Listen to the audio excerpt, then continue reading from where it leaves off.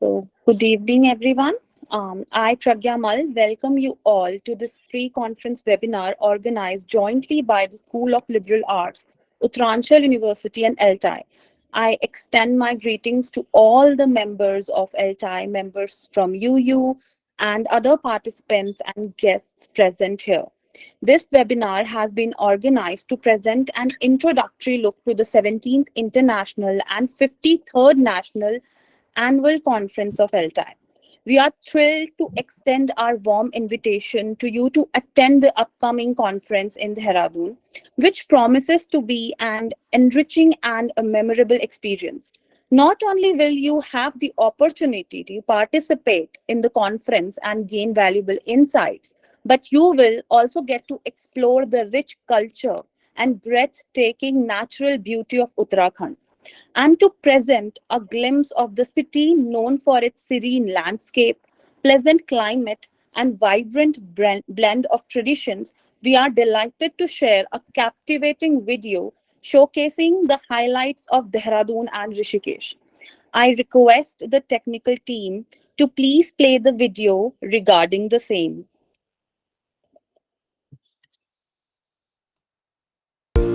Hello there, greetings from Uttaranchal University. Are you up for an exciting journey? Join us this October for a memorable sightseeing tour as part of the prestigious ELTAI conference. Step into the colorful local markets of Dehradun and Rishikesh for a treasure house of colors, fragrances, and unique experiences.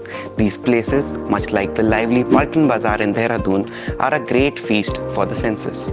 Discover traditional handicrafts, savor delectable street food, and become immersed in the rich tapestry of Uttarakhand's cultural history. While exploring Rishikesh, stroll across the fabled Ram Jhula suspended over the sacred Ganges River, similar to the breathtaking experience of Robber's Cave in Dehradun. You will also get to see the stunning Ganga Aarti, a spiritual rite that transcends time. And to cap off these incredible days, enjoy a wonderful dinner to interact with others, to connect and create enduring bonds by sharing memories and observation. So mark your calendars for October and register now for the ELTAI conference to reserve your spots. Thank you.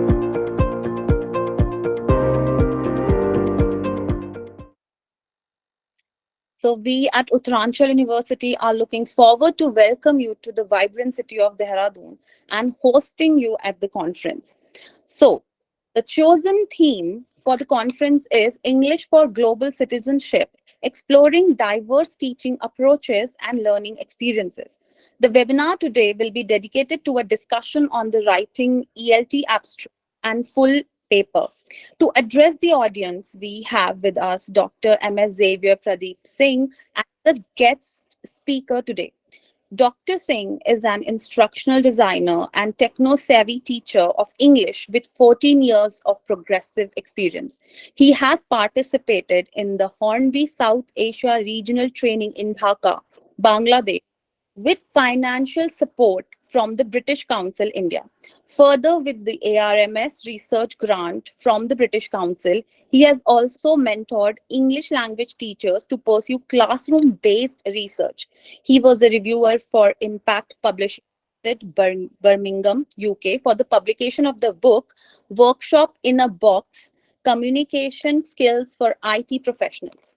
He has also served on the editorial board of countless journals, including in an international peer-reviewed open access journal ran by ELTAI. He has been resource person for more than 100 programs, including conferences, seminars, workshops, refresher courses, faculty development programs, and webinars at various levels. We welcome you, sir, at this conference. We feel privileged to have you amongst us.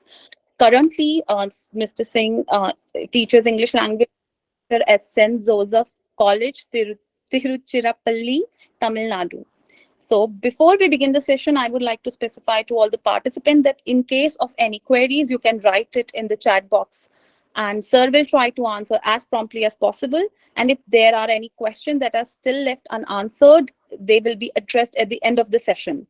And at the end of the session, a feedback link will be shared towards the end. And please fill the feedback form as soon as session is over. We can now proceed with the session. Over to you, sir. Please take over the session.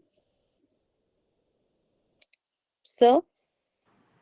Yes, ma'am. Thank you so much for introducing me. So good evening, everyone. I'm happy to see all of you virtually. So I'm very much excited to make a presentation on writing ELT abstract and full paper. So as one of the conveners of the conference, I also extend a warm welcome to all of you. I would also love to see you during the conference. So kindly plan your travel accordingly and reserve your tickets and also submit your abstracts as early as possible. So let me share my screen.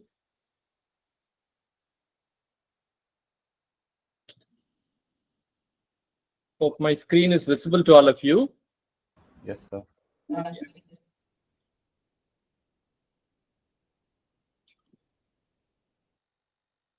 So the conference, in ELTAI conferences, usually we have papers both on literature and ELT. So last time we had a pre-conference workshop. We had only one pre-conference workshop wherein we concentrated generally on writing abstract. But then later on, we decided that we could have a separate session on writing ELT abstracts and writing literature abstract. So next week, you will have a webinar on ELT abstract. I'm sorry, literature abstract. So I'd like to start by pointing out why we need to present at conferences. We make connections when we present in conferences. We get a lot of friends, critical friends who would contribute to our professional development. We also share our experiences, our classroom experiences, or the problems that we face in our workplace, in the educational context, the kind of problems that we try to solve in our classrooms. We get an opportunity to share our experience with other educators. And we are also able to discuss and get feedback from fellow teachers and researchers on our research study. That further helps us to grow as a researcher. And conferences are also a great way to find potential collaborators for your future research. So when you present a research paper in the conference, you will get questions from the audience, the fellow teachers, the fellow presenters, and that will help you to find potential collaborators. So who knows, maybe next year you might present a joint paper and you will also be able to publish paper together. But often, having said that the benefits of presenting at conferences, it doesn't come with, it is not an easy task. It has got a lot of problems, especially for the first-time presenters. So I am keeping in mind that most of you might be first-time presenters. First-time presenters in the sense people who present at an international conference outside your city or outside your state. I also see that some of you are regular conference with presenters here. So you will also benefit from the session. So when you think of presenting at conference, how do you proceed? We need to explore the theme and sub-themes of an upcoming conference. That is what we looked at in the last webinar last week.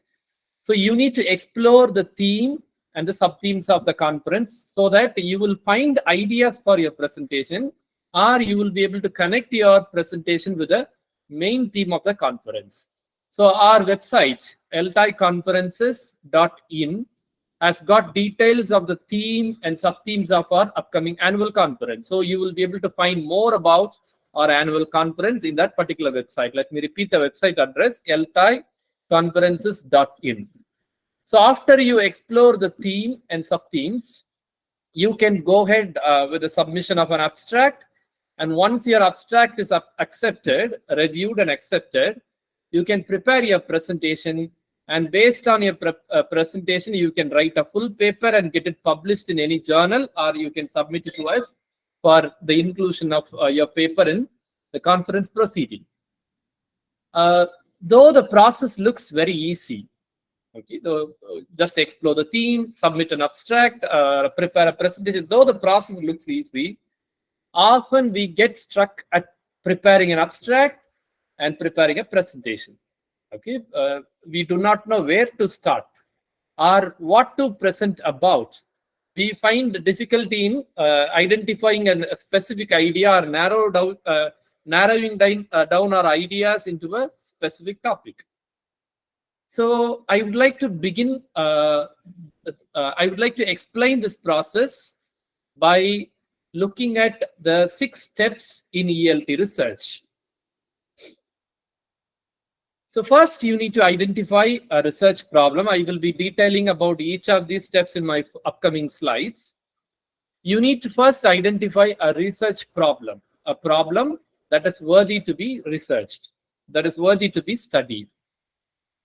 And after identifying a research problem, you need to review the existing literature, the research papers published in journals and books on the topic that you've chosen. And once you review, you might get more clarity and focus, and you will also be able to find out the gaps in the existing literature. That will help you to focus on finding specific answer to your specific research question.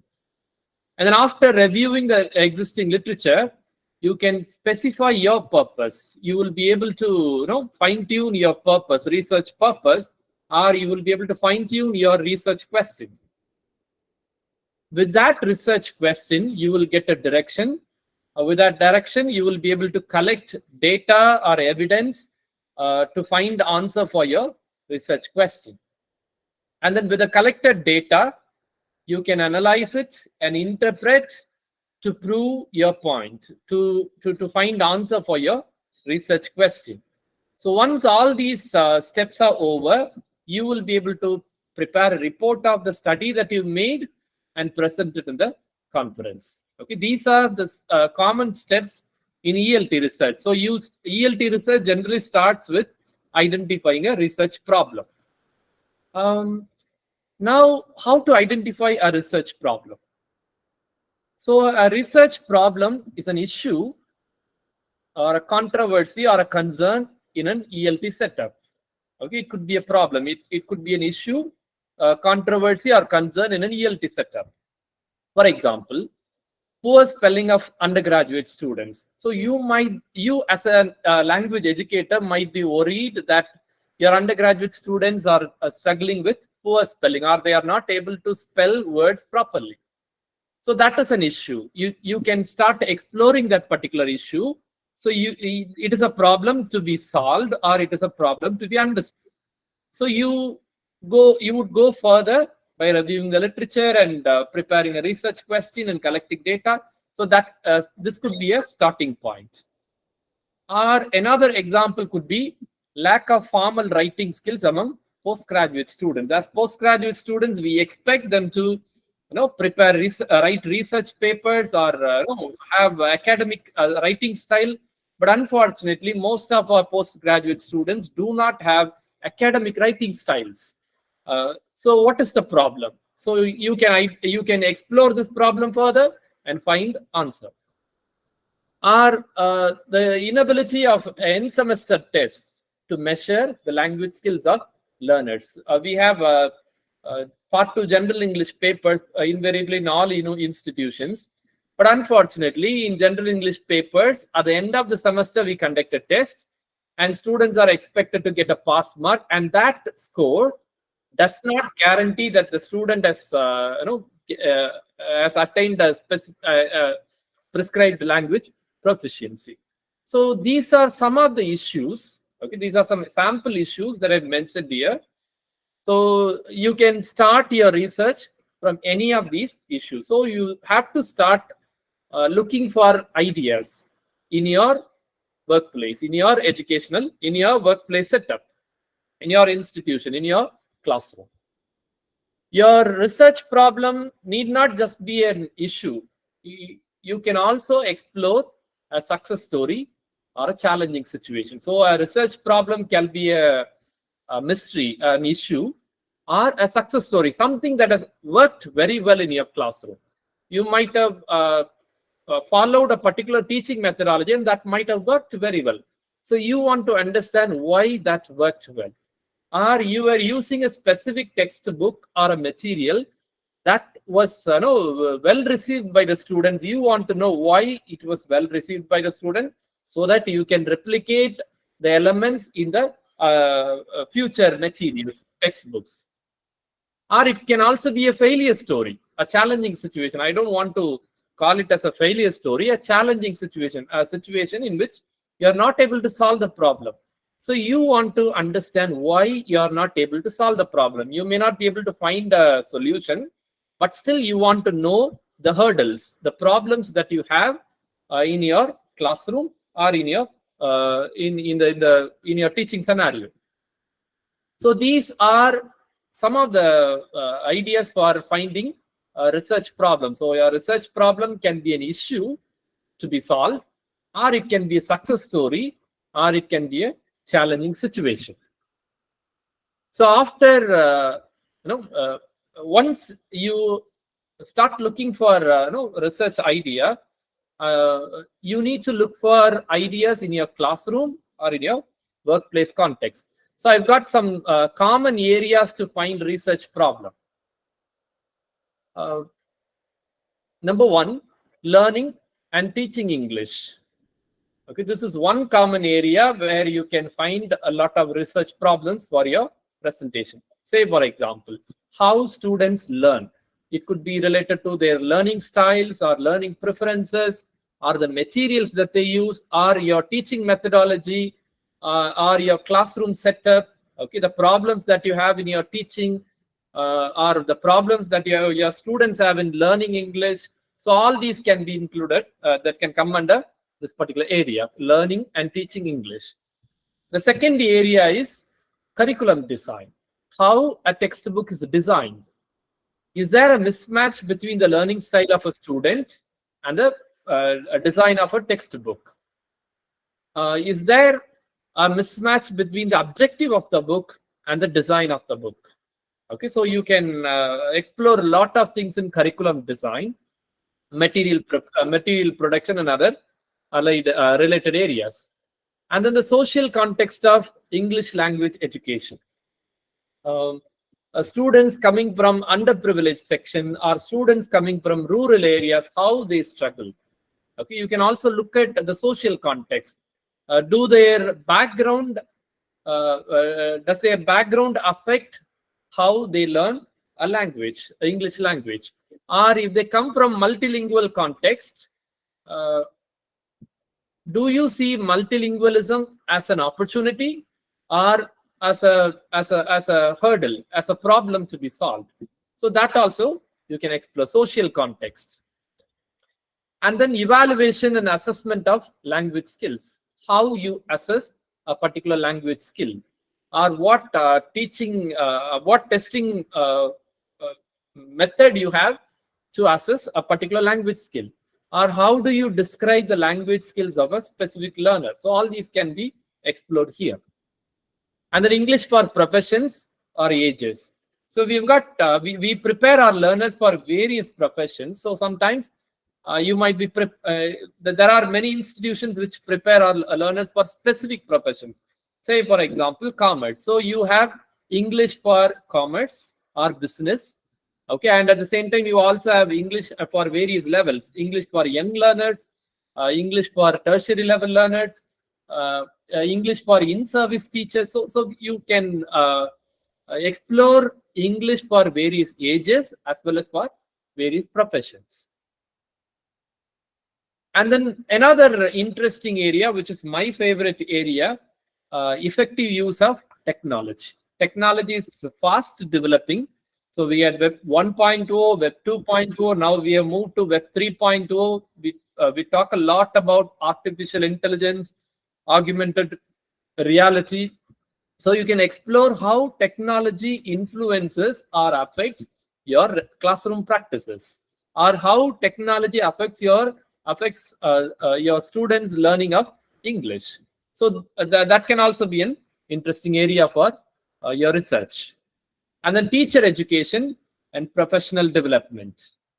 How teachers are supported during their pre-service training or during in-service training. Okay, how are they supported? You can study the existing practices, or you can propose how they should be supported. And at the same time, you also have several formal and informal professional development opportunities. Say, for example, a teacher association like ELTAI provides professional development in various ways.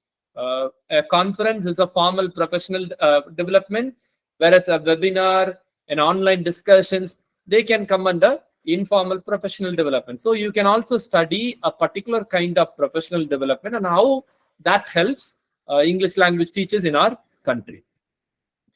And finally, the language education policy and politics. So national education policy talks a lot about the use of mother tongue, the promotion of mother tongue, and teaching several languages together. So you can explore how language education policy affects the classroom practices.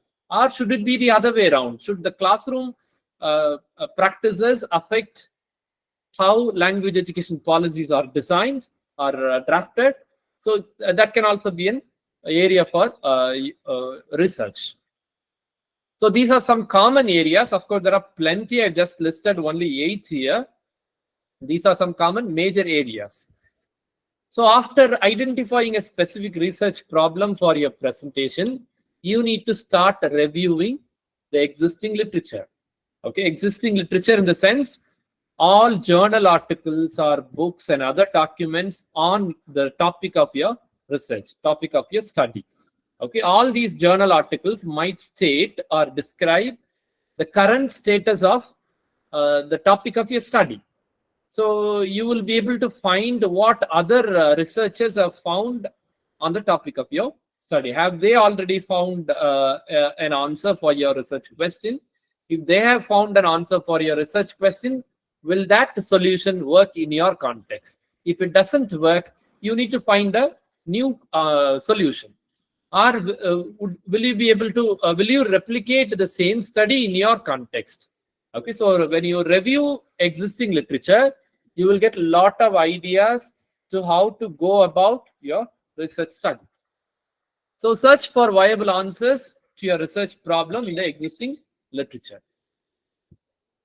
And you also need to note down the gaps in the existing literature. There will be a lot of gaps. Say, for example, geographical gap. A particular methodology might have been tried in another country, but not in India. So that is a gap. Or a particular methodology or a material might have been used for a lower level students, for young learners, but not for college level students. Or that might have been used for college level students, but not for young learners. So you can try that. That is also a gap. So try to identify the gaps in the existing literature.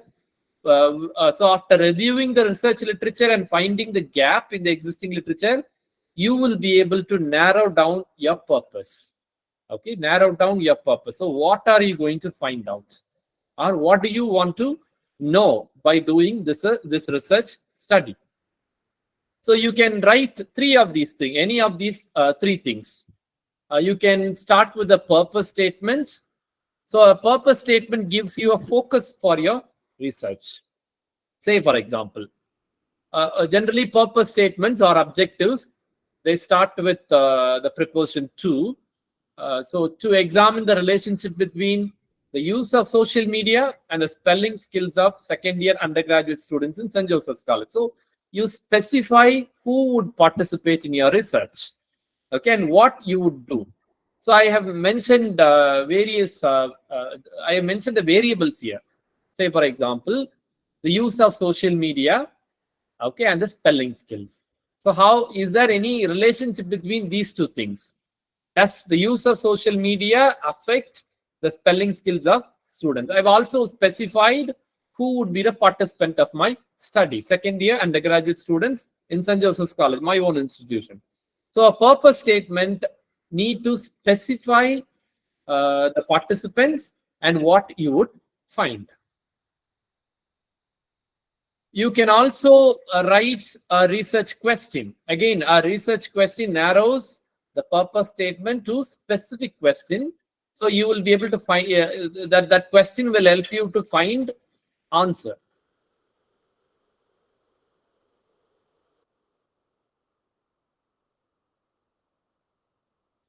Okay, so I have narrowed down my purpose statement into a research question. Does the use of social media affect students' spelling skills? Though I have not mentioned anything about the students because I didn't want to repeat it here. But when you write a research question, try to be as specific as possible. So, does the use of social media affect students' spelling skills? At what level? In which institution? And when you mean social media, which social medium do you talk about? Are you talking about Instagram, or are you talking about Snapchat, or WhatsApp, or Facebook? Which social media are you talking about? And what are the social media habits that you find among your students? So you can also specify all those things in the research question. You also have hypotheses. Hypotheses are very common in quantitative research papers. If your study is not a quantitative research, you need not worry about a hypothesis. Okay, I'll explain what a quantitative study is in my next slide. So a hypothesis is a prediction. Okay, prediction about the outcome. You guess what you find. Okay, you are making a guess about the finding of your study. Say, for example, second year UG students who use social media make more spelling errors than those who do not use social media. So hypothesis itself suggests what data collection method you can use for your study. Say, for example, from this particular hypothesis, you can easily find out that it would be more of a comparison. So you will have two groups of students. One group who would use social media, the other group who does not use social media. And then you can make a comparison by conducting a spelling test, and you will be able to find whether students who do not use social media make less spelling errors in the test. So you will be able to prove it. So a hypothesis is generally found in quantitative research studies. And then after writing a research question or a purpose statement, you need to start, you have already got a direction. So with a research question or a purpose statement, you would have got direction with regard to your research study. So you need to start collecting data or evidence to prove your point. So there are two types of data. The first one is a quantitative data, quantitative evidence. So examples of quantitative evidence, surveys, you can conduct a survey, and all the survey questions will have options. Might be rating scales, or you will have options like always, never, frequently, and then participants are supposed to choose any one of those options, and you will report in your research study how many participants chose which option. So that way, a survey can be a quantitative data. And you can also use tests and assessments. Okay, you can conduct a test, and the scores of your learners can be used for proving your point. Or observation. You can have a checklist or a rating scale. Teachers can observe the students when they are learning, or when they are attending a particular class, or when they are writing a test. You observe and you fill in a checklist. Okay, you fill in a questionnaire. The questionnaire needs to be, again, it should not be open-ended. It should not have open-ended question. You will have options, and when you choose options, they can be quantified later on. And you can conduct experiments. Again, you can have a questionnaire. You can distribute it to a large group of people, and then you can collect their responses and quantify their responses. And Likert scales. Okay, Likert scales are available for various situations. You can scale. You can have a frequency scale, So these scales can be used in surveys and questionnaires, and you will be able to get quantified responses from the participants. And then you can also use attendance records as an evidence. That can also be used as evidence in your research. And then checklists. Okay, checklists. So these are some sources of quantitative data. So when you conduct a quantitative study, you might be using any of these tools to collect data. And then the other type of study is qualitative data, where you do not report anything in numbers. When you report your findings in numbers, that is a quantitative data. When it is non-numerical, when you don't use any numbers, that is qualitative data. Say, for example, interviews. Okay, you may have semi-structured or unstructured questionnaires. Okay, you can ask, you can just have an interaction with the participants, or you can interview one person, and then you will be able to elicit answers from them. So the answers may not have anything to do with numbers. You may not be able to quantify it. So that is you will have only text. So that is a qualitative study. And focus group. A focus group is a group of students who have participated in your study. So together as a group, they will answer your questions. Again, that is similar to interview. And then observation. You might wonder why you find observation both in quantitative and qualitative. It all differs in what kind of observation questionnaire you have when you observe. As a teacher, when you observe your students, if you have a quantifiable questionnaire, that goes to quantitative, that becomes a quantitative study. Or if it is a qualitative study, if it has open-ended questions, and if the teacher is supposed to describe or write, then that becomes a qualitative study. And then field note. Okay, field note, you basically classroom observation notes. And then document analysis, you might have a policy document and you analyze the kind of discourse that they have used in the particular document. So that becomes a qualitative study. And case studies and surveys with open-ended questions, a narrative inquiry. You narrate your own experience in a particular classroom, or you analyze the narration of somebody else's experience, and that is also a qualitative study. And finally, diaries or journals, reflective journals of students or teachers. So all these can be sources of qualitative data. So depending on what evidence you collect for your study might become quantitative or qualitative data. Sometimes some research questions might require you to collect both quantitative and qualitative data. In such cases, your study becomes a mixed method research. You use both qualitative and quantitative. Say, for example, you might start with a quantitative data, and then in order to validate your quantitative data, you might be using qualitative data. Say, for example, you conduct a test, and then you want to know why some students have scored well, others, why some students have scored very well. So you would interview only those students. Okay, that might be a focus group interview or one-to-one interview. So you have started with the test score, that is a quantitative data, and then you go to interview. So that is a qualitative data.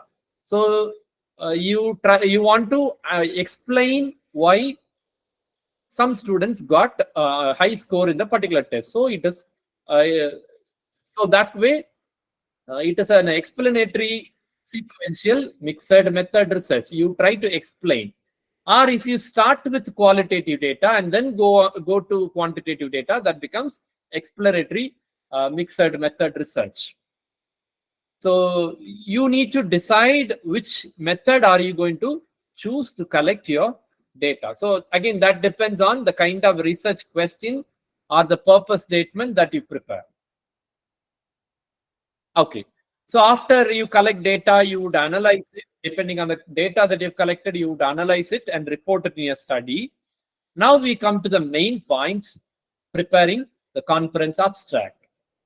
Though it looks like writing an abstract is the starting point, you need to think about all the other aspects. You need to think about all the other aspects, like reviewing literature, writing a research question, the kind of data that you are going to collect. So you need to keep all these things in your mind when you write an abstract. So an abstract is a concise summary of a proposed research conference presentation. So it is a proposal. Kindly understand, it is just a proposal. You might have already carried out your research study, or you are about to conduct your research study. Either way, an abstract, a conference abstract is just a proposal. So again, a conference abstract is a standalone piece of writing that explains your intended presentation. So our reviewers, conference reviewers, when they go through your abstract, they need to understand what you are trying to study and report in your presentation. Okay, so your abstract need to be so clear. And then generally conference abstracts are the only way in which the conference committee can judge your intended presentation, and also the participants, the audience, might like to attend your presentation based on the quality of your abstract. So your abstract need to be clear, specific, and it should also be original and interesting. And in that sense, an abstract is promotional. Okay, its nature is promotional. You promote your own study. And conference abstracts are different from research paper abstracts. The main difference is conference abstracts are proposals. You write conference abstract before you conduct a study. Whereas research paper abstracts are written after you conduct and write the research paper that summarizes the entire research paper. So when you publish your research paper in journals or books, you would be writing abstracts in a different manner. That would be more specific. It would have more clarity, and you might also report your findings in the abstract as well. So what should a conference abstract have? So our reviewers expect certain components in your conference abstract. So you need to specify what research problem are you studying in your presentation. Okay, so write about your research problem briefly, and then after stating your research problem, mention your objective.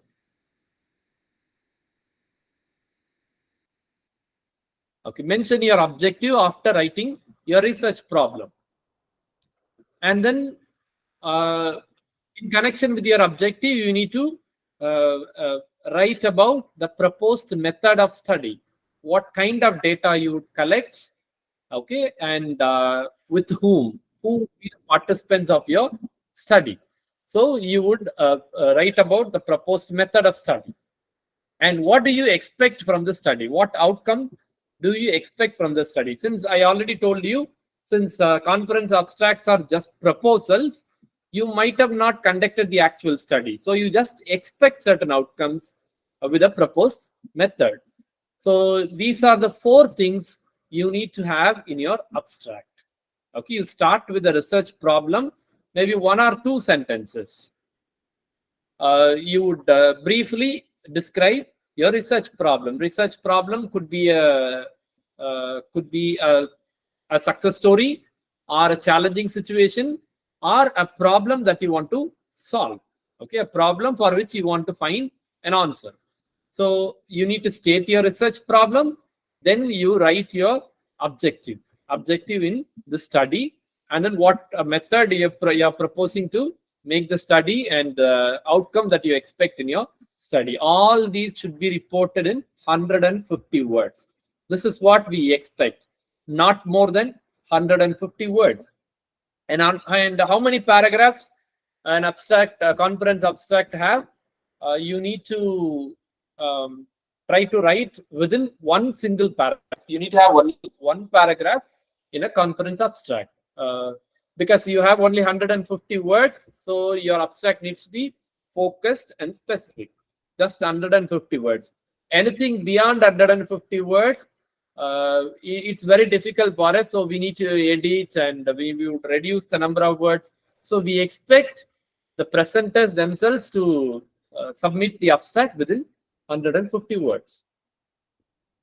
And then after you submit your abstract, what generally happens is we assign it to our reviewers. Our reviewers go through, they also edit, and they also fill the reviewers form, which would be sent back to you for feedback. So you will also get to know where you want, where you have to improve in preparing the abstract. Okay, after your abstract is accepted, you can start preparing your presentation. I find various ways of preparing. Some people start preparing the presentation in the PowerPoint, and then later writes it as a paper. Okay, they write it as in paragraphs in a paper. That is what I generally do. I prepare the presentation first, and then I convert it into a paper. But some people like to write a paper first, and then they convert it to a presentation. Either way, you can, whichever is convenient for you, you can try. Okay, so a full paper or a presentation must have these details. Again, you must explain your research problem, because in your abstract, you might have briefly stated your research problem. Whereas in a full paper or in your presentation, you need to explain your research problem. Why do you want to, why was that particular research problem interesting to you? Okay, why do you want to solve that particular problem?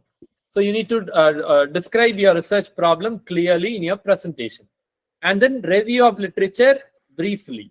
You need not provide an exhaustive or comprehensive review of literature. Maybe some 4 or 5 research studies that was conducted recently on your research topic. Okay, you can mention those research studies. You can review them and you can report them in your presentation. And then your research questions. What questions are you planning to answer in your presentation? And then the methodology. In methodology, you would state the participants, okay, and the tools of data collection tools, and then the procedure that you follow in order to collect the data from the proposed participants. And then the most important thing is the analysis and the discussion. Okay, based on the type of data you collected, if it is qualitative, you might have analyzed your data by finding specific themes and keywords. So how did you analyze? Okay, you should also mention the method of analysis before you explain the interpretation of your data, before you interpret your data. So after, if it is quantitative data, again, you can use either descriptive statistics or inferential statistics. Generally, basically, you can have descriptive statistics. If you are trying to generalize the finding of your study to the overall population, you can go for inferential statistics. Otherwise, you can stop with descriptive statistics. So you interpret your data and discuss. More than presenting your data and interpreting, you need to provide insight for the participants, insight for your fellow presenters, so that they would get more idea from your study, which they can implement in their workplace. So these are some of the components of your full paper or presentation. So finally, you would end your presentation with by briefly summarizing the findings of your study. And during the conference, you would get 10 minutes to present your paper. Okay, so you need to keep that in your mind. Time management is more important, because you will have more presenters in your session. Say, for example, if you have got 1 hour and 15 minutes, this time we are planning to give not less than 10 minutes. So you will have 10 minutes and then followed by some questions and from the participants, the audience. So you will have an opportunity to interact with the other people in the conference. So the success of your presentation will be judged not by the knowledge you send, but by what the listener receives. So you need to present your study in such a manner that it's so interesting for the participant. There are various ways of presenting storytelling. You can use pictures, you can use no, stunning visuals, or you can use the images that you clicked during the actual study, and graphs and all those things you can use. Oftentimes I find many presenters, making PowerPoint presentation with lot of chunks of text. They just they prepare the full paper and then they copy paste paragraphs. You can try avoiding that particular thing. You can make just hints, or you can use visuals to explain your ideas. That way you will be able to save a lot of time.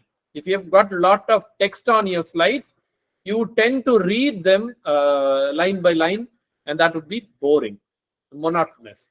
So instead, you can have pictures and just bulleted points on your slide.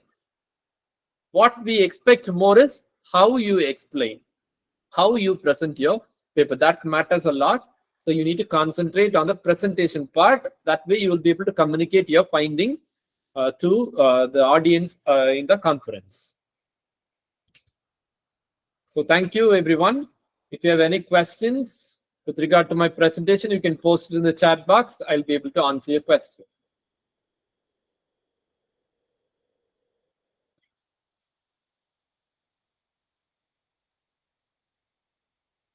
Can a member of ELTAI join the conference with family? Of course, you are welcome to join with your family, provided you register for all your family members.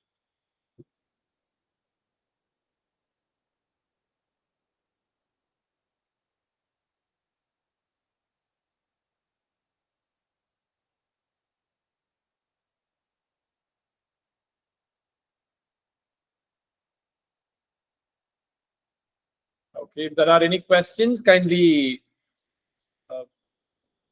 how do I get a membership? Please go to eltai.in. I'll post the website address in the chat box. ELTAI.in to get membership for the to the association. You can make an online transfer and fill in the form in the website. If the data collection is an experiment, is it qualitative? In an experiment, it depends on the type of data that you collect. If the the data that you collect involves a lot of numbers, then it is quantitative. Okay, if you don't collect any quantitative data, I mean the numbers, you only get descriptive or descriptions or paragraph or text, then it is qualitative. If it involves both, then that is mixed method. You need not worry about all these terminologies. What is the most important thing is your research problem and then your research question. With that, you will be able to proceed further. Excuse me, sir. Yeah. So inform the request all the participants to listen carefully. And if you are not a member of ELTAI, I have shared the link here. You can fill this form.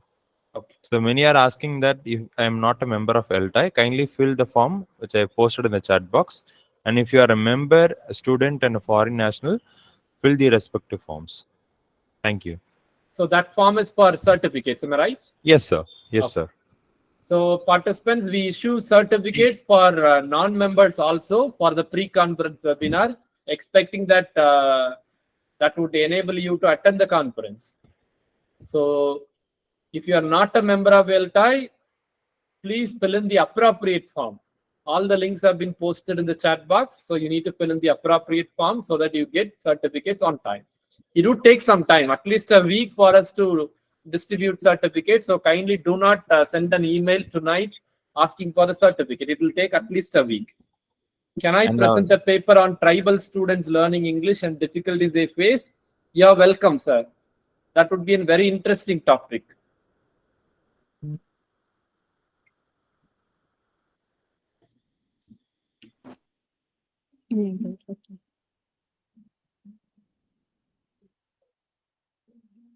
When you write an abstract, I also want you to keep in mind about the guidelines that we have provided in our website. Okay, we have provided technical criteria, content criteria, and other criteria that you need to follow when you prepare your abstract. So the title of your abstract should not exceed 15 words, and the length of your abstract should not exceed 150 words.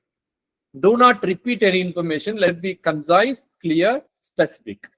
And you will get 10 minutes for making your presentation. There are two kinds of presentation. You can either make a paper presentation or a poster presentation. In poster presentation, you can have visuals and just captions, and then you can stand near your poster, explain to the participants. That would be more appealing. And when you write your abstract, you need to keep your abstract focused, clear, relevant, and well structured and coherent, so that it will be easy for the reviewers to go through and review, and also for the participants to find whether it is worthy to attend your session. If it is interesting, they'll definitely come to you and attend, so you will get an opportunity to collaborate with other researchers in future. Can I join the conference even if I don't want to present a paper? You can.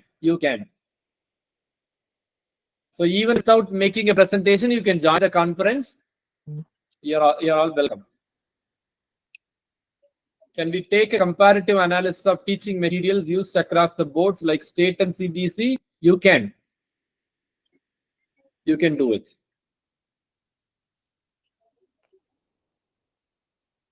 May I know from where do we get to know about your webinar?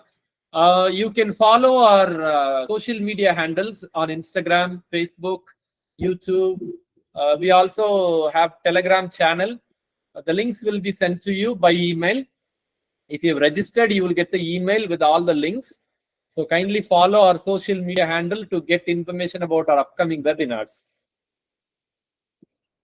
And it is also available on our website, ELTAI.in. If you visit our website frequently, you will get to know the upcoming programs.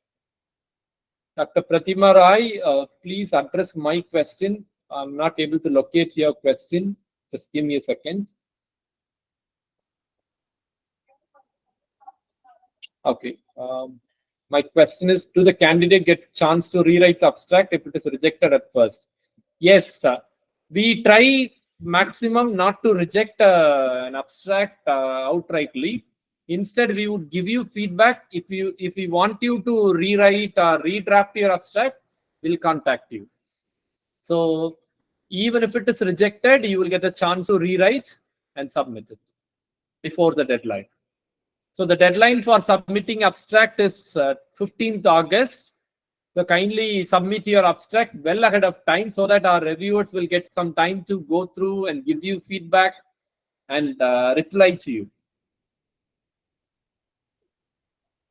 And the early bird registration closes by 15th September. So if you register before 15th September, you will get some reduction in the registration fee. That way you can save some money.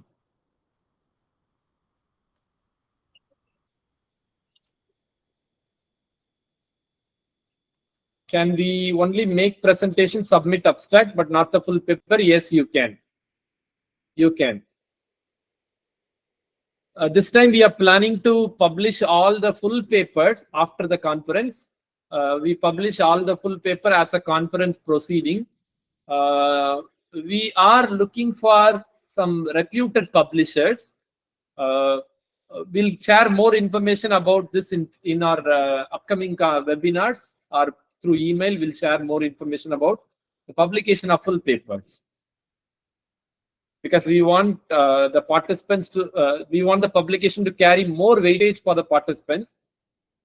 So we are exploring avenues. We'll let you know. What is the formality to attend only the conference? You need to go to eltaiconferences.in and register. You need not submit the abstract. So Raki Mishra, you have asked the formality to attend only the conference. So you have to register for the conference. Is it compulsory to submit the full paper? No, it is not compulsory. Accommodation, we have shared accommodation details on the conference website. So kindly go to ELTAI. Kavin, can you post the conference website address? So you can go to accommodation section in the conference website. There is a Google form. You have to fill in the Google form to reserve your accommodation. We have accommodation on campus. The university has got hostels, and also there are hotels nearby the university. So whichever you prefer, you can indicate it accordingly in the Google form. So we'll be able to arrange it for you. Could you please give a little more information about research methods? That is a vast area. I can briefly tell you that there are two major types of research methods, qualitative and quantitative. You can refer textbooks. There is a book called Educational Research Method, Educational Research by John Creswell. John Creswell, Creswell. You can refer to that particular book for more information about research method. That's very simple. The book is written in a simple style, so you'll be able to understand more. Because I may not be able to explain everything with regard to research method within an hour. Can we submit paper without opting for presentation? That is not possible. You need to be present during the conference and make your presentation. Without that, it is not possible. You will get the recording of today's session. You will send the link.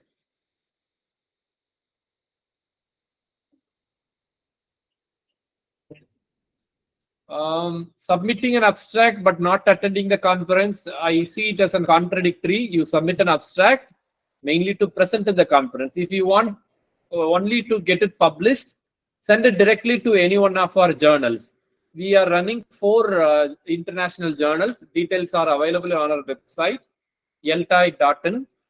So you can visit our website and go to visit the websites of specific journals to find the guidelines. So if you are not able to attend the conference, you can straight away send it to the journal for publication. The editors will take care of it.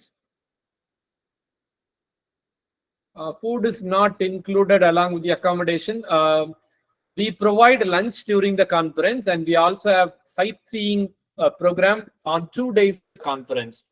So dinner is also included in some way or the other. Breakfast will be available near your accommodation, so you'll be able to do it. You'll be able to get food. One of our journals is in UGC care list. We are trying to include other journals in the UGC care list by the end of this year. So we hope it will happen soon. So it's time. Over to the moderator. Thank you, sir. With this, I would like to conclude this session. I extend my deepest gratitude to Dr. MS Pradheep Singh, our esteemed guest speaker for the day. You have discussed a very important topic in today's session for a researcher, especially how to identify a research problem, an important one for a researcher. This session has been enriching, and I'm sure that the participating members must have understood all about writing a perfect abstract for the conference. Thank you, sir. Lastly, I would like to make a special mention. I would like to thank technical team for handling these online sessions deftly, and all the members for being a part of this program and for their contribution in making this webinar a success. So before leaving, I request all the participants to kindly register for the pre-conference webinar 3, which will be held, it will be held on July 26th. So the details I will share with you in the message box, and I would like to share the details. So this is the pre-conference webinar, which will be on 26 July 2023. You can scan. I will share the details, the registration form in the chat box right now. So thank you, sir. Thank you, everyone. We received some message that the form is not working. It is working. I opened it. It's working. So kindly check it once again. Some of So the form participants. is working, sir. Yeah, it is working. It is working very Yes. well. Yes, sir. So I've shared the registration form for the pre-conference webinar 3. Do register. All the participants, please do register. And thank you. Thank you, sir, for today's session.